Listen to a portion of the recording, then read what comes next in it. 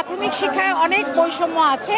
আপনারা জানেন আমরা দীর্ঘদিন ধরে রাজপথে আছি, কিন্তু দীর্ঘদিন রাজপথে থাকার পরেও আমাদের প্রাথমিক বিদ্যালয়ের শিক্ষকদের সাদৃশ্যমান কোনো সংস্কার হয়নি।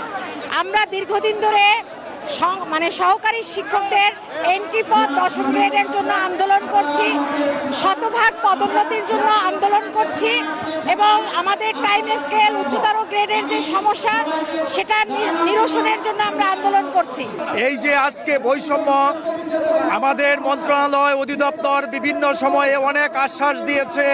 তারা আমাদেরকে শিক্ষকদেরকে অনেক সময় বলেছে তারা আমাদের এই যৌক্তিক দাবি মেনে নিবে, কিন্তু আশ্বাসে আর বিশ্বাস রাখতে পারছি না। তাই আমরা আজকে সারা দেশের সকল জেলা উপজেলা থেকে শিক্ষকরা শহীদ মিনারে ছুটে এসেছি। আমাদের এই প্রাণের দাবি, আজকের এই 3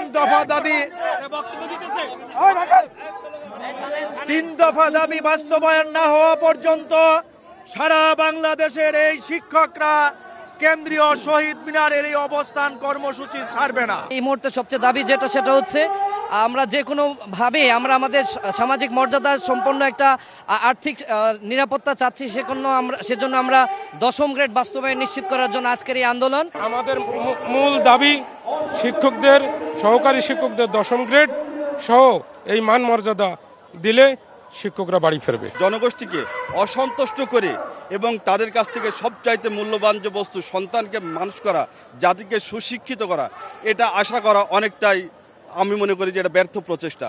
তার কারণ শিক্ষকদের ভিতরে যদি অসন্তুষ্টি বিরাজ করে তাহলে সে কি করে সে তার যে সর্বোচ্চ সার্ভিসটা সে দিবে, তার সন্তানকে প্রপার একটা মানুষ তৈরি করবে, সে কীভাবে করবে।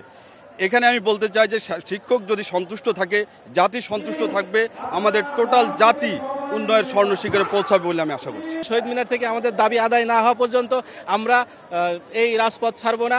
আমাদের শিক্ষকরা কেন আজও অবহেলায় আছে বৈষম্যের বাংলাদেশে, তারা কেন 2য় শ্রেণীর মর্যাদা থেকে বঞ্চিত হচ্ছে। সামনের বাংলাদেশকে উন্নয়নের জন্য বিজ্ঞান বিষয়ে অগ্রাধিকার দিয়ে এখানে 20% বিজ্ঞান কোটা নির্ধারণ করা হয়েছে, যা বলা যায় একটি ভালো উদ্যোগ। এবং আমাদের আরও একটি সমস্যা ছিল যেটা সহকারী শিক্ষক, সেখান থেকে সহকারী শব্দটি বাদ দিয়ে শিক্ষকের মর্যাদাও দেওয়া হয়েছে। তাহলে আমরা মনে করি সরকার অলরেডি শিক্ষকদের মর্যাদার জন্য অনেকটাই অগ্রগতি হয়েছে। এবং হ্যাঁ, একই সাথে আমি মনে করি যে এই 3য় শ্রেণীর শব্দটা থেকে শিক্ষকদের মুক্তি দেওয়া দরকার।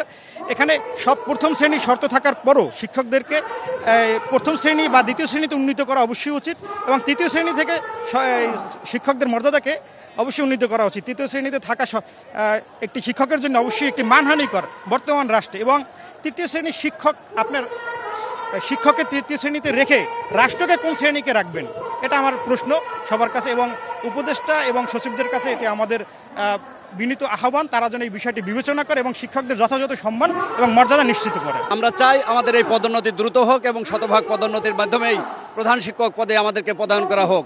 সেই সাথে একজন জাতীয় প্রাথমিক শিক্ষা পদক 2024-এর শ্রেষ্ঠ শিক্ষক হিসেবে আমার প্রত্যাশা, আমার শিক্ষকদের, সহকারী শিক্ষকদের প্রত্যাশা আমরা যেন 10ম গ্রেডে উন্নীত হতে পারি।